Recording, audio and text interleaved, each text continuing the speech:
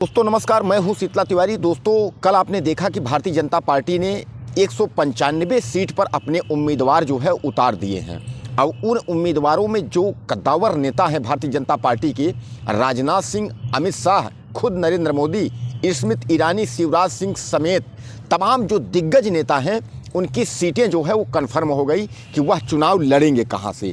यानी उनकी जो सीट पहले की थी, हालांकि ज़्यादा परिवर्तन नहीं किया गया है।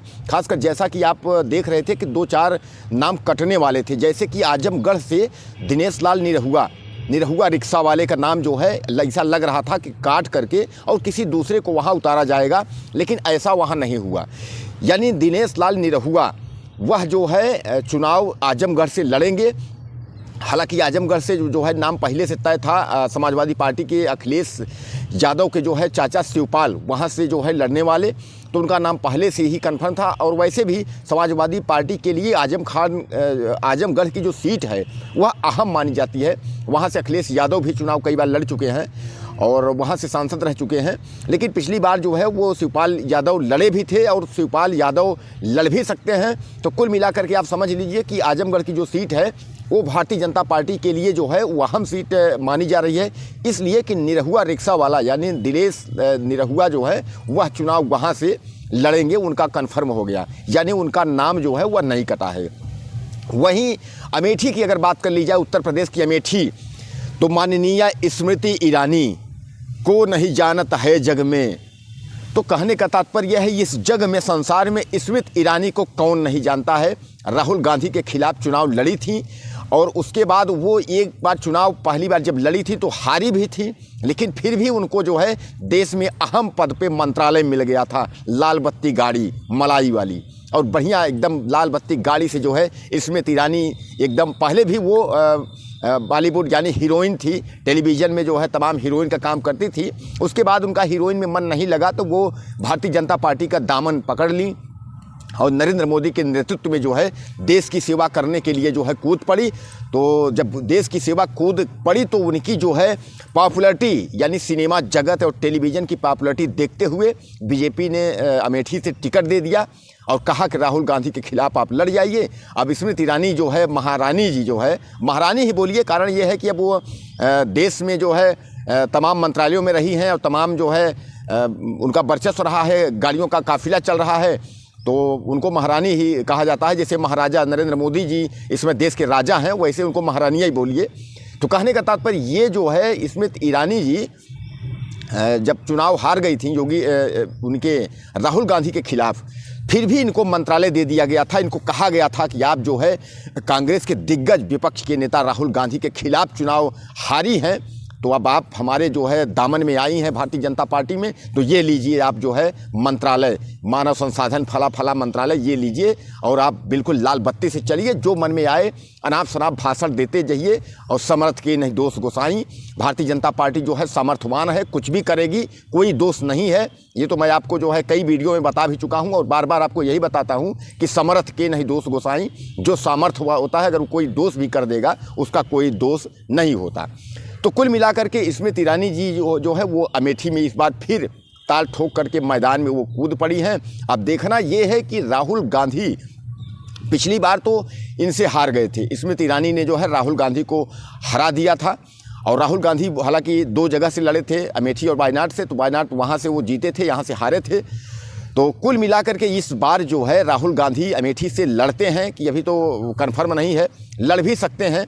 तो इनका भारत जोड़ो यात्रा और न्याय यात्रा जो है, इनको कितना उस पर भरोसा है, इनके साथ जनता कितनी है, या अमेठी की जनता क्या चाहती है इस बार महारानी स्मृति ईरानी को फिर वोट दे करके और लंबे मलाई पद के लिए जो है मंत्री बनाती है, या राहुल गांधी को जो है मौका मिल जाता है, ऐसा भी देखने को मिलता है। वहीं अहम एक सीट की हम बात कर लेते हैं, मध्य प्रदेश के शिवराज सिंह जो है मामा, अब मामा जो है वो मामू बन गए हैं, बहरहाल के लिए जो है, लेकिन भारतीय जनता पार्टी उनको अभी मामू नहीं बनने देगी, उन्हें जो है मामा से बड़ा दर्जा दे सकती है, इसलिए उनको दिल्ली जो है का बड़ा जिम्मेदारी जो है मिलने वाला है, ऐसा लोग कहते हैं। जो सूत्र हैं वही बता रहे हैं कि अब चुनाव लड़ करके 2024 का और शिवराज सिंह वहाँ से पहुँचेंगे और शिवराज सिंह दिल्ली जब पहुंचेंगे तो उनको जो है बड़ी जिम्मेदारी जो है दी जा सकती है, यानी बड़ा मंत्रालय पद जो है मामा का मिल सकता है, ऐसा लोग बता रहे हैं। तो मामा को जो है वो टिकट, जहां वो जो विदिशा आपने जाना होगा, नाम सुने ही होंगे, तो विदिशा से, मध्य प्रदेश के विदिशा से मामा को टिकट, यानी शिवराज सिंह मामा को टिकट मिल गया है। अब शिवराज सिंह मामा जो है विदिशा से एक बार लड़ करके और दिल्ली पहुंचेंगे, और जब दिल्ली पहुंचेंगे तो उस समय जो है मामा की क्या स्थिति होती है, भारतीय जनता पार्टी में मामा को कौन सा पद मिल जाता है, ये देखना होगा। हालांकि मामा जो है कई बार मध्य प्रदेश के जो है मुख्यमंत्री रहे हुए हैं, और तमाम इस बार भी मामा को लगा था कि 2023 का जो चुनाव हुआ था मध्य प्रदेश, छत्तीसगढ़, राजस्थान में, तीनों जगह जो है, तीनों प्रदेशों में भारतीय जनता पार्टी जो है पूर्ण बहुमत में सरकार बनाई थी। तो ये लगा था कि मामा इस बार जो है मुख्यमंत्री फिर बन जाएंगे। और हालांकि मामा ने अपने से नहीं कहा था, उन्होंने कहा था कि कार्यकारिणी क्या जो मतलब कार्य है यह हाई कमान तय करेगा, यानी दिल्ली से तय होगा। दिल्ली वाले जो है जिसको भी बनाएंगे, अमित शाह और नरेंद्र मोदी, राजनाथ, लोग जिसको भी बनाएंगे मुख्यमंत्री वही बनेगा। हालांकि मामा की यह भविष्यवाणी और यह बोली जो है सही साबित हो गई, और मामा को मौका नहीं मिला। मोहन यादव उड़न टप्पू आकर के जो है वहाँ के मुख्यमंत्री बन गए। मोहन यादव को लोग कम ही जानते थे कि वहाँ के मुख्यमंत्री बनेंगे, लेकिन मोहन यादव अचानक उड़ करके आए। जैसे 2017 में आप याद कर लीजिए कि प्रदेश अध्यक्ष उत्तर प्रदेश के भारतीय जनता पार्टी के केशव प्रसाद मौर्य थे, और उनको लगा था केशव प्रसाद मौर्य को कि हम मुख्यमंत्री बनेंगे, इसलिए कि पूर्ण बहुमत में सरकार 2017 में भारतीय जनता पार्टी की उत्तर प्रदेश में बनी थी। लेकिन केशव मौर्य को मौका न मिल करके उड़न टप्पू जो है योगी आदित्यनाथ, बुलडोजर बाबा जो है टप से उड़ के जो है नीचे गिरे और जो है दामन थाम लिए। 2017 के बाद जो है 2022 में दोबारा भी रिपीट कर गए। उत्तर प्रदेश में योगी आदित्यनाथ की सरकार चल ही रही है, और डिप्टी सीएम उनको बना करके केशव प्रसाद मौर्य का आंसू पोंछ दिया गया है। अब उनको मुख्यमंत्री पद की जो है दावेदारी तो लगता तो नहीं है कि 2027 तक, या कुछ भी हो सकता है। भारतीय जनता पार्टी में कुछ जो है सब जायज़ है, हम करें तो रासलीला, तुम करो तो करेक्टर ढीला। भारतीय जनता पार्टी कुछ भी कर सकती है, इसमें जो है कोई उसका जो है दोष नहीं है।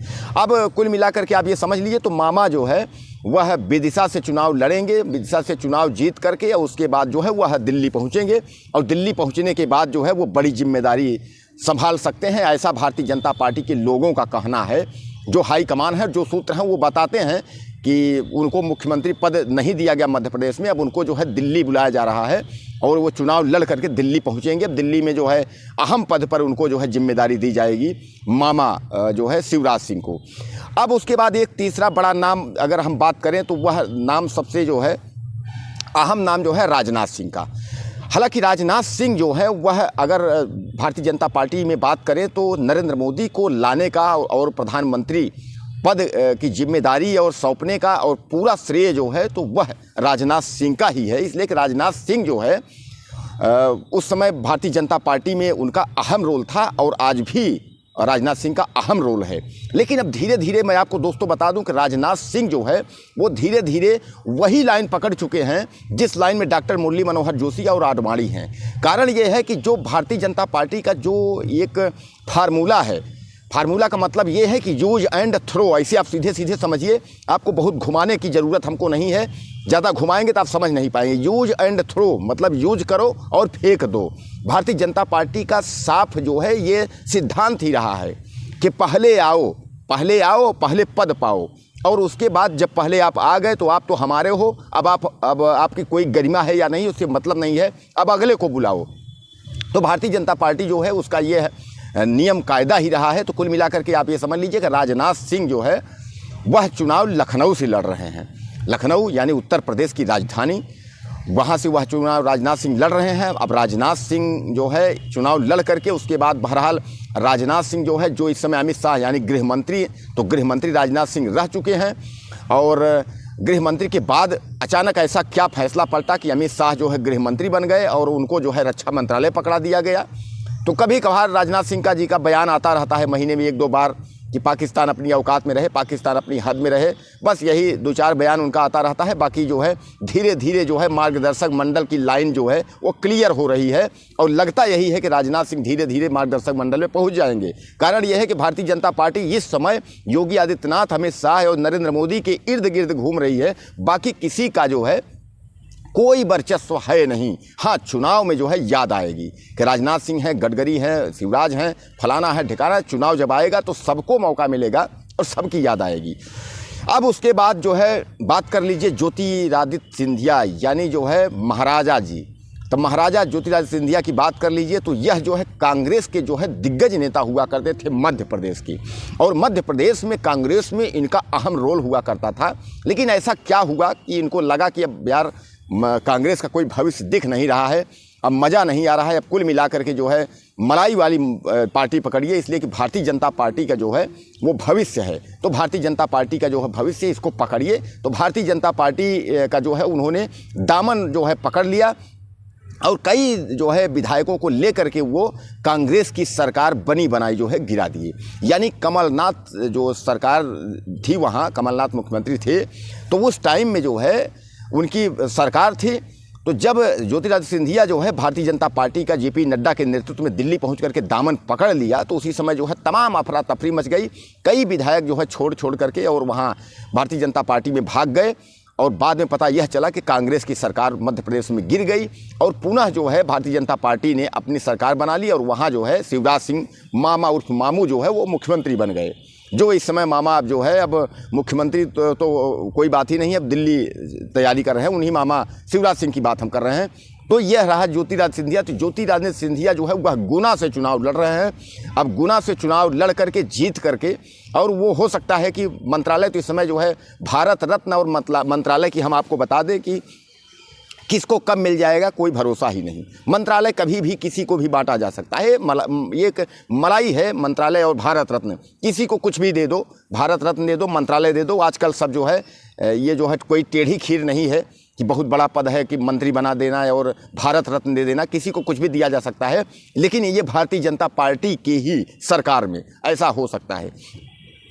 अब कहने का तात्पर्य आप ये समझ लीजिए कि दिनेश लाल निरहुआ का, जैसा हमने कहा था कि आजमगढ़ से, तो आजमगढ़ से दिनेश लाल निरहुआ चुनाव जो है लड़ेंगे और वह भी जो है पहुंचेंगे। हो सकता है कि इस बार उनको भी मंत्रालय, लाल बत्ती वगैरह गाड़ी उनको भी मिल जाए, व्यवस्था उनकी हो जाए। उसके बाद सबसे बड़ा पद की बात करें तो देश के प्रधानमंत्री नरेंद्र मोदी की। तो देश के प्रधानमंत्री नरेंद्र मोदी एक बार फिर वाराणसी से जो है अपने ही संसदीय क्षेत्र से वह चुनाव लड़ना चाह रहे हैं। उनको तमाम लोगों ने शुभकामनाएं भी दी हैं, तमाम जनता उनको यह फिर कह रही है कि बनारस में मुझे माँ गंगा ने बुलाया है, मैं बनारस आया हूँ, माँ गंगा ने हमको बुलाया है। तो वो बुलाने पर जो है जाते हैं नरेंद्र मोदी महाराज। तो नरेंद्र मोदी जो देश के राजा हैं वह एक बार फिर वाराणसी यानी बनारस से चुनाव लड़ रहे हैं। अब देश के अगले प्रधानमंत्री के दावेदार भी वही हैं और प्रधानमंत्री बनेंगे भी वही, यह पूरा देश जान रहा है। तो कुल मिला करके कि वाराणसी से जो है इनका चुनाव लड़ना जो है वो तय हो गया है। अब कहने का तात्पर्य ये है कि जो देश के सबसे अहम चाणक्य बोले जाते हैं अमित शाह, उनकी भी सीट कन्फर्म हो गई है। तो मैं आपको बता दूं गांधीनगर से वह चुनाव लड़ रहे हैं, यानी गुजरात के गांधीनगर से उनका चुनाव लड़ना जो है तय है। और वह जो है भारतीय जनता पार्टी के जो है वो चाणक्य कहे जाते हैं, और भारतीय जनता पार्टी के साथ साथ देश के भी वो चाणक्य कहे जाते हैं। यानी चाणक्य का काम आप समझ लीजिए कि चाणक्य का काम यह है राजनीति का जो है चाणक्य, गुरु।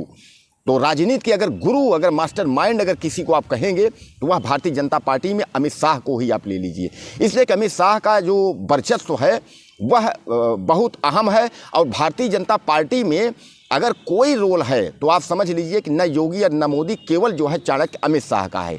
अमित शाह का किस राज्य में कहाँ सरकार गिरानी है, किस राज्य में कितनी वोट हमको लेनी है, किस सरकार में किस राज्य में किसकी सरकार बनानी है, किसकी बिगाड़नी है, किसकी सरकार गिरा देनी है, किसके यहाँ ईडी सीबीआई भेजना है, किसको डरवा धमका करके भारतीय जनता पार्टी में शामिल करना है, यह सब का जो पूरा क्राइटेरिया है, ये पूरा जो है, यह पूरा जो है अमित शाह को जाता है।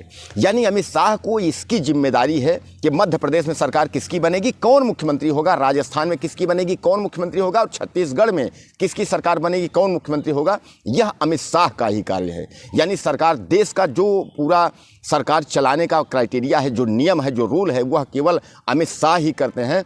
बाकी योगी और मोदी, यह इनको पता है अमित शाह को कि वोट तो मोदी के ही नाम पर मिलेगी। कारण ये है कि देखिए दोस्तों, सबसे बड़ी बात यह है कि झूठ बोलने का भी जो है एक तरीका होता है। कोई झूठ बोलता है तो पकड़ में आ जाता है, कोई झूठ ऐसा बोलता है कि पकड़ में नहीं आता। तो कहने का तात्पर्य ये है कि अगर देश अगर झूठ से ही चलना है तो झूठ बोलने का अगर वो कहीं अगर ठीक रहा है तो वह है नरेंद्र मोदी माननीय प्रधानमंत्री के ऊपर। 2 करोड़ नौकरी, 15 लाख रुपए, अच्छे दिन, यानी ये तमाम तरीके का जो प्रोपगंडा फैला करके और देश की कुर्सी हथिया करके बैठे रहना, उसके बाद भी देश को यह कहते रहना कि अच्छे दिन अच्छे दिन अच्छे दिन। तो अच्छे दिन तो आप देश में देख ही रहे हैं कि अच्छे दिन कैसे आएंगे। तो कहने का तात्पर्य, मैं रास्ते से भटक रहा हूं, तो आप समझ लीजिए कि अमित शाह जो है गांधीनगर से चुनाव लड़ेंगे और इस बार फिर वह जो है गांधीनगर से चुनाव लड़ करके और दिल्ली जो है वह पहुंचेंगे। दिल्ली में तो है ही हैं, पहुंचना क्या है। अब उसके बाद गृह मंत्री इस समय हैं। अब अगले जो है प्रधानमंत्री की दावेदारी 2027 के बाद ठोकेंगे, यानी हो सकता है कि यह जो है नरेंद्र मोदी का आखिरी लोकसभा चुनाव है। इसके बाद जो है उनका 75 साल पूरा हो जाएगा, तो हो सकता है किसी को झोला पकड़ा देना हो अच्छे दिन की, क्योंकि जो झोला पकड़ेगा उस झोला में जो है अच्छे दिन के टिप्स हैं कि अच्छे दिन कैसे लाना है और कब लाना है, कितनी वक्त लाना है, कब तक में लाना है, ये सारा टिप्स जो है नरेंद्र मोदी के जो है झोले में है। तो जो झोला पकड़ेगा 75 साल के बाद वही अच्छे दिन जो है ला सकता है। अब बहरहाल कांग्रेस की और समाजवादी पार्टी की और लोगों की हम बात करेंगे आपको अगले वीडियो में। हमारे चैनल को आप जो है सब्सक्राइब कर लीजिएगा, बहुत आपसे निवेदन है, अपने भाइयों से भी करवा लीजिएगा और हमें आप ज़्यादा से ज़्यादा कमेंट करिएगा कि ये दिग्गजों के जो हमने आपको नाम बता दिए हैं, इनकी सीट हमने बता दी है कि कहाँ से ये चुनाव लड़ रहे हैं। तो भारतीय जनता पार्टी की मैं एक बार फिर से दोहरा देता हूं कि भारतीय जनता पार्टी की 195 सीट पर उम्मीदवार जो है वो उतार दिए गए हैं, यानी पार्टी ने अपने उम्मीदवार 195 सीट पर उतार दी है देश के। और वहीं उत्तर प्रदेश की बात करें तो उत्तर प्रदेश के 51 संसद यानी सीट पे, यानी 51 संसदीय सीट पर भारतीय जनता पार्टी ने उत्तर प्रदेश में अपने उम्मीदवार जो है वह उतारे हैं, जिनमें आपको मैंने बताया कि स्मृति ईरानी और क्या बोलते हैं आपके नरेंद्र मोदी वाराणसी से, आजमगढ़ से निरहुआ, इस तरीके जो तमाम जो है अहम सीटें हैं, लखनऊ से राजनाथ सिंह, तो यह सब जो है उत्तर प्रदेश से 51 और पूरे देश से 195। लेकिन सबसे बड़ा सवाल आपको मैं बता दूं कि इसमें जो है 35 महिलाएँ भी हैं और परसेंटेज की अगर हम बात करें तो परसेंटेज जो है ओबीसी यानी पिछड़ा को सबसे ज़्यादा परसेंट इस बार दिया गया है। यानी आप समझ लीजिए कि पिछड़ा जो है 35% इस बार ओबीसी को मौका मिला है। ओबीसी इस बार देश में जो है 35% पे जो है चुनाव लड़ रहा है।